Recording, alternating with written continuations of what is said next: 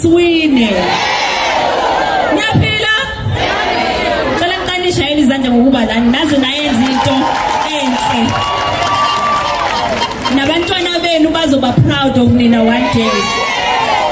Ngikhuluma kakhulu ngoba isayinde lendlela. Njengoba sasibasha siyaphinda futhi. Futhi sophinda futhi. Siphinde futhi. Siphinde futhi. Ukhona sekhathele? Khona sefuna ukuhlala ekhaya yabona. Ilula lento. Yazi ukuthi ngifuna iyepoint.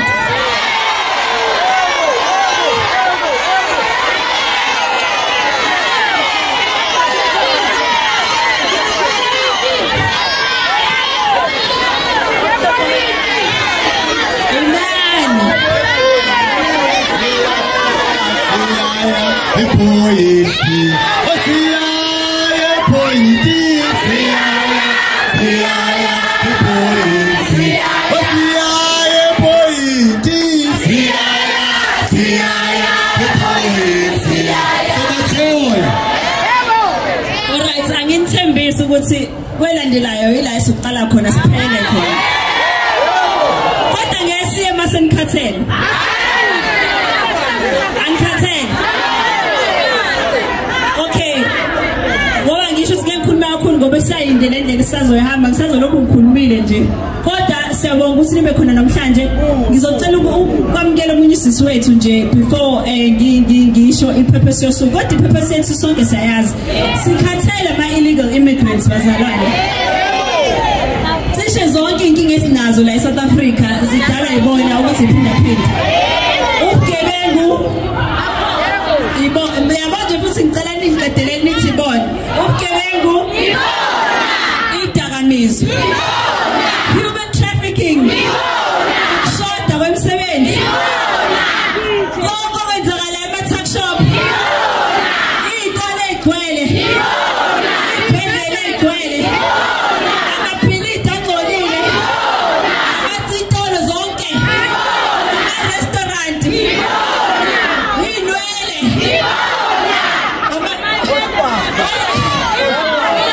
Bazalwane yonke into isiphethe abantu bokufika. Angeke sakwazi kodwa ukuqhubeka kanje.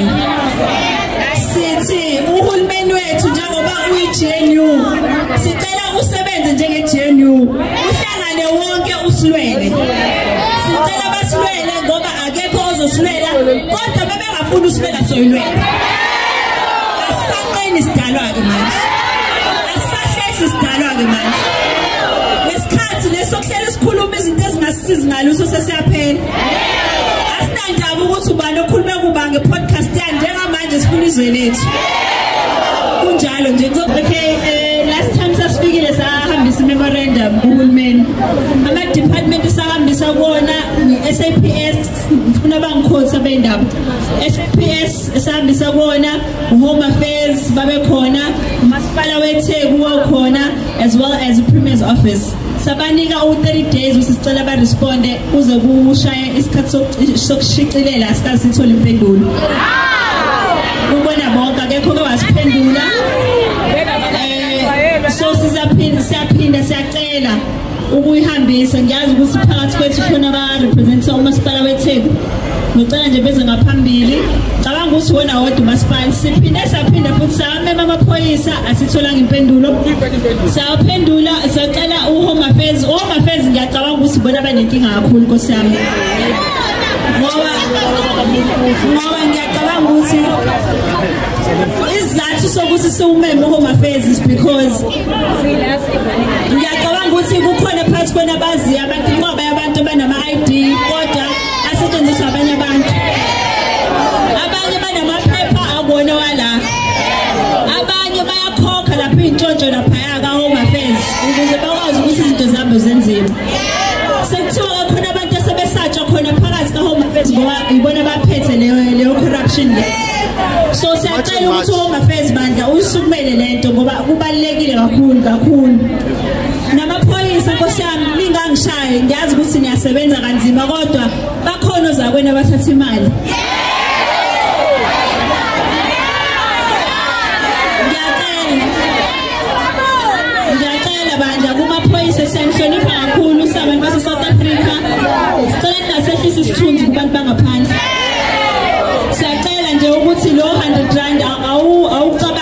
ezingane zakho nekusasa lawo ukuthi mase uthatha 100 rand udayisa ngezwe lakho instead of ubopha umuntu oyisigebengu usuku usuthini kahle kahle.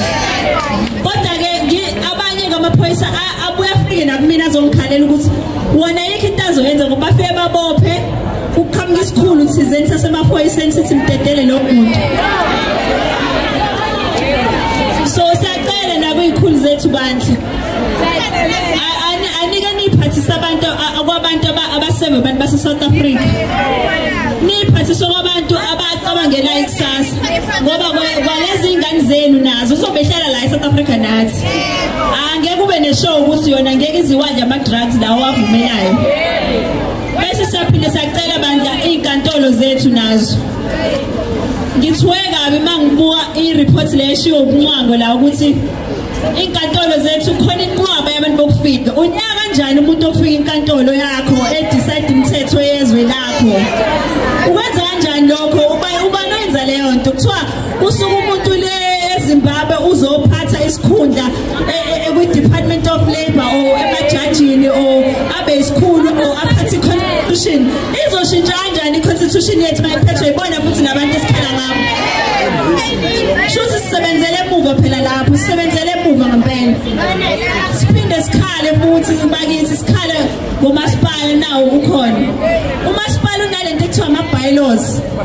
Ama-bylaws abo awavumi ukuthi kufanele abe khona izinto ezenzakalayo njengobantu bafike bezo-hijack ama-building kuthiwa bahleli nje. Yabo kunemithetho eminingi umasipala efanele ngabe uya-uphold. Lapha ePhoyinta kufanele ngabe kunje sinomasipala thina.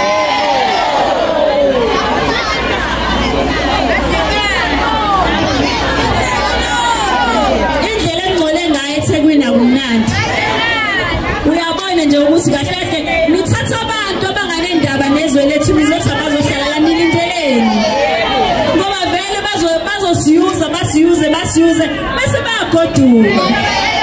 Thina ke sisale senze njani? Nilokhu nithi yabo ayikho into ebuhlungu njengalento yokulokhu sikhunjuza ukuthi i-South Africa is for all who live in it.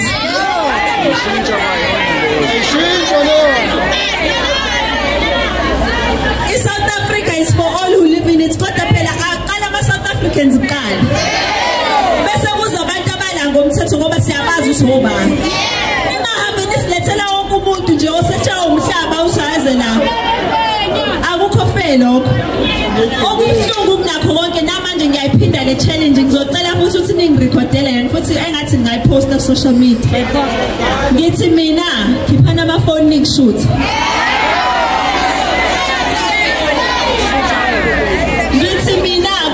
Zonke zakuhulumeni yilabo abahlala emaparlamente abanama-blue lights abanezingane lezi ezilandwayo provide ama-security engafani nezingane lezi zethu.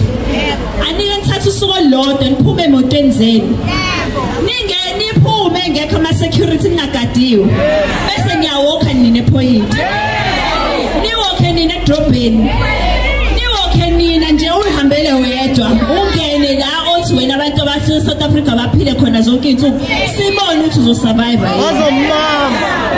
Sicela lokho nje kuphela ngoba akusizi ukuhola umuntu ongayazi reality yabantu basemaphansi. Ngoba lo muntu asoze understand lento okhala ngayo ngoba uzoyiphumela ngenela kwimoto yakhe kuma-blue lights nani aqhubeke nempilo. Yabo so nani ke sengiyablessa ngibuya kunina ke manje. Nenziwa yini niqashise labantu endlini zenu? Nithengelani kubona? Indaba nithengelani kubona? Nithengelani kubona? Bazohamba kanjani nina futhi banibasupport? Umnotho wenu uzobuya kanjani nina? Baphinde nidayise ngokuthi ngizobashada futhi nina futhi. Okunye futhi okuphekwa lokho yindaba niba amagwala kanje.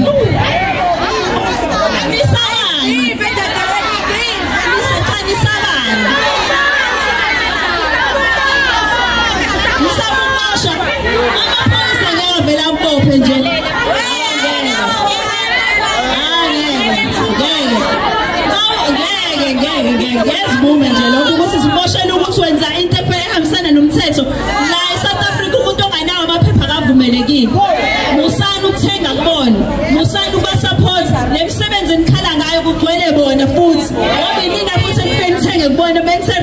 restaurant niyahlala nje umuntu from now on e-restaurant mengekho umuntu ose-South Africa udemand ukusema umuntu ose-South Africa. From now on e-salon iy'nwele zakho zizoba zinhle nje bazenzele ozinhle ayidingi ukuthi zizouma kaka-butcher. Siyacela obaba ogogo anisimele bakithi awuthandi ogogo hambise kubo ayikho ingane banali kubo manje kusalokhu nesiliswa ngezwe lethu ngenxa y'ngane zenu nazenza nazi ukuthi obaba bazo bale hambani-ke nabo kodwa nje ngiyamcela asike nathi siyihlole nathi siya-contribute kakhulu okay siya-contribute kodwa sengizocela nje ukuhand over naye memorandum sicele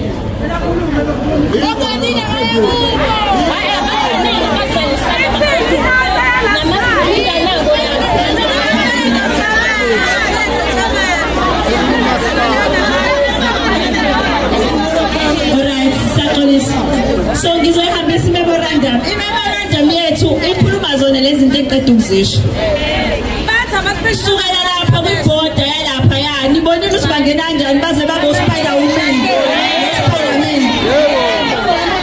hayi ukuthi azizwelani nokuhlupheka kwabo bakwethu asithandi nathi ngoba behlupheka kodwa nathi siyahlupheka sihlupheka sonke manje nathi sisenkingeni ngampela siyacela bandla ukuthi bababheka enye indawo mhlawumbe abangakwazi ukubuya kunalokho abalwele nabo izwe labo siyacela umuntu akalwele izwe lakhe okay bese siyacela ukuthi kusukela kwibhoda sibuye siye ka-Home Affairs siyanicela abantu baka-Home Affairs aniyeni sicabangele nathi le imali eniyithathayo nithi nithathele ukuthi niphile nina akukhona ukucabangela abanye abantu lokho ngoba thina fane sidile nalabantu baningi babonile laba bagcwele nisisendleleni ezayo futhi okubuhlungu bayadelela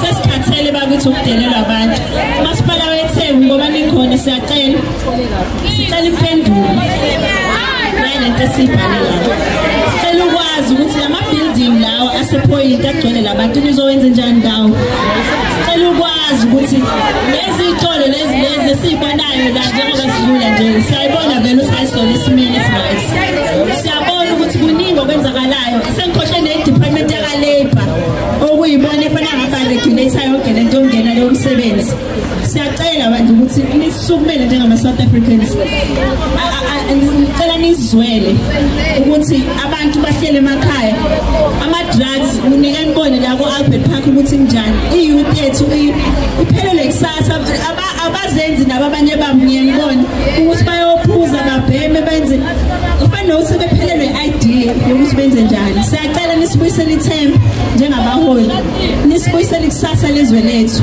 nibuyise uthando eninalo for izwe lethu umasipala wethu yonke into siyacela yebo sicela ukuyihambisa again